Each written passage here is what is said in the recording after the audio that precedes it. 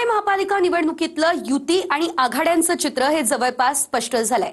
मुंबईमध्ये कोण कोणाविरोधात आणि कोण कोणासोबत लढणार पाहुयात, याचाच आढावा घेणारा हा सविस्तर रिपोर्ट। मुंबई महापालिका निवडणुकीत कोण कोणासोबत लढणार हे आता जवळपास स्पष्ट झालंय। मुंबई महापालिका निवडणुकीसाठी भाजप आणि शिंदेंची शिवसेना एकत्र लढणार आहे। ठाकरेंची शिवसेना आणि मनसे एकत्र लढणार आहे। काँग्रेस आणि वंचित बहुजन आघाडी देखील मुंबईमध्ये युती करून लढणार आहे। अजित पवारांची राष्ट्रवादी स्वतंत्र लढणार आहे। फक्त शरद पवारांच्या राष्ट्रवादीचा अद्याप निर्णय झालेला नाही। भाजप आणि शिंदेंच्या शिवसेनेतलं जागा वाटप देखील अंतिम टप्प्यात आलंय। मुंबईमध्ये भाजप 128 तर शिवसेना 79 जागा लढणार आहे।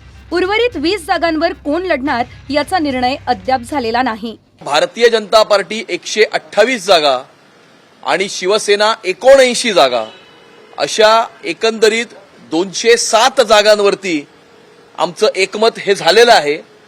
उर्वरित 20 जागांची चर्चा ही सुरू आहे। वरिष्ठ पातळीवरती चर्चा होऊन लवकरच त्या उरलेल्या 20 जागांचा तोडगा ही काढण्यात येईल। भारतीय जनता पार्टी आणि शिवसेनेची युती इतकी घट्ट आहे, कोण किती जागा लढणार हे महत्वाचं नाहीये। ही युती मुंबई शहराचा विकास आणि मुंबई शहराला सुरक्षित ठेवण्याची युती आहे आणि त्यामुळे मुंबई शहराचा रंग बदलणाऱ्या ज्या काही शक्ती आहेत त्या शक्तींना परास्त करण्यासाठी आमची ही महायुती झालेली आहे। मुख्यमंत्री महोदय आणि शिंदे साहेब स्वतः तिकडे बघतायत आणि मुंबई आमच्यासाठी अतिशय महत्वाचं आहे। निश्चित मुंबईकर आम्हालाच कौल देतील, महायुतीलाच कौल देतील कुठल्या परिस्थितीमध्ये, आणि म्हणून मला असं वाटतं की आमचे वरिष्ठ नेते जे आहेत तेच त्या ठिकाणी लक्ष घालतात। महायुतीला रोखण्यासाठी ठाकरे बंधू एकत्र आलेत भाऊ, काय फरक पडतोय? मग काहीच होणार नाही। निकालांची तुम्हाला दिसेल 16 तारखेला काय झालं म्हणून त्यांचं। ठाकरे बंधूंमधलं जागा वाटप निश्चित झालेलं असलं तरी कोण किती जागांवर लढणार याची घोषणा अद्याप झालेली नाही। काही मोजक्या जागांवर दोन्ही पक्षांमध्ये चर्चा सुरू आहे। ठाकरे बंधूंनी जागा वाटपाबद्दल प्रचंड गुप्तता पाळली आहे। आकड्यांचा खेळ आता सांगायचं नाही। कोण किती जागा लढवणार, आकडा काय हा नाही सांगणार तुम्हाला। महाराष्ट्रामध्ये सध्या लहान मुलं पळवण्याची खूप टोळ्या फिरतायत। त्याच्यामध्ये 2 टोळ्या अजून जास्ती ऍड झालेल्या आहेत, ते राजकीय पक्षांमधली मुलं पळवतात। मुंबई महापालिका निवडणुकीसाठी काँग्रेस आणि वंचित बहुजन आघाडीच्या युतीची घोषणा झाली आहे। काँग्रेसचे प्रदेशाध्यक्ष हर्षवर्धन सपकाळ आणि वंचितच्या प्रदेश उपाध्यक्षांच्या उपस्थितीत मुंबईमध्ये ही घोषणा करण्यात आली आहे। मुंबई महापालिकेत 227 पैकी 62 जागांवर वंचित बहुजन आघाडी लढणार आहे। उरलेल्या बहुतांश जागांवर काँग्रेस आपला उमेदवार देण्याची शक्यता आहे, तर शरद पवार यांच्या राष्ट्रवादीला केवळ 9 जागा सोडण्याची तयारी काँग्रेसनं दाखवल्याची माहिती आहे। 99 नंतर 4 पासून ज्या निवडणुका झाल्या ते समान वैचारिक बिंदू असतानाही सोबत राजकीय दृष्टिकोनातून आम्ही कुठेतरी नव्हतो।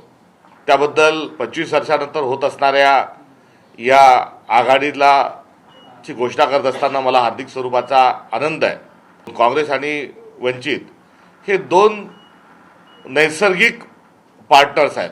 2014 मध्येच हा योग घडून आला असता तर देशाच्या आणि महाराष्ट्राच्या मानगुटीवर भाजप बसलं नसतं।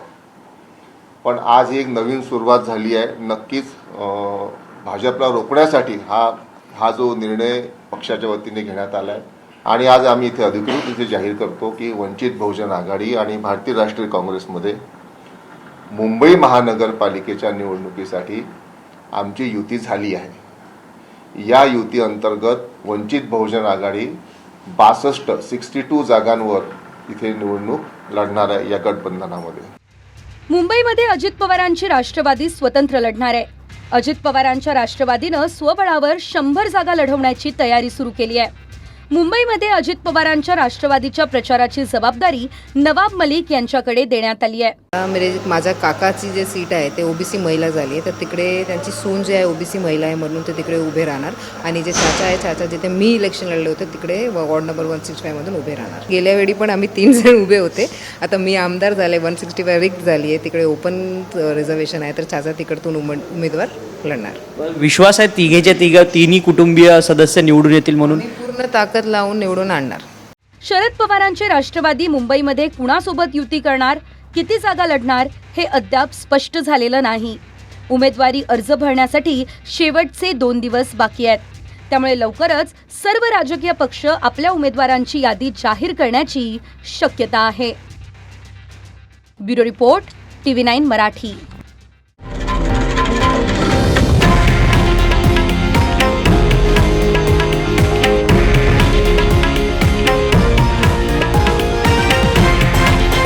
हे आहे देशातील नंबर 1 न्यूज नेटवर्क आणि आपण पाहत आहात TV9 मराठी, एकमेव.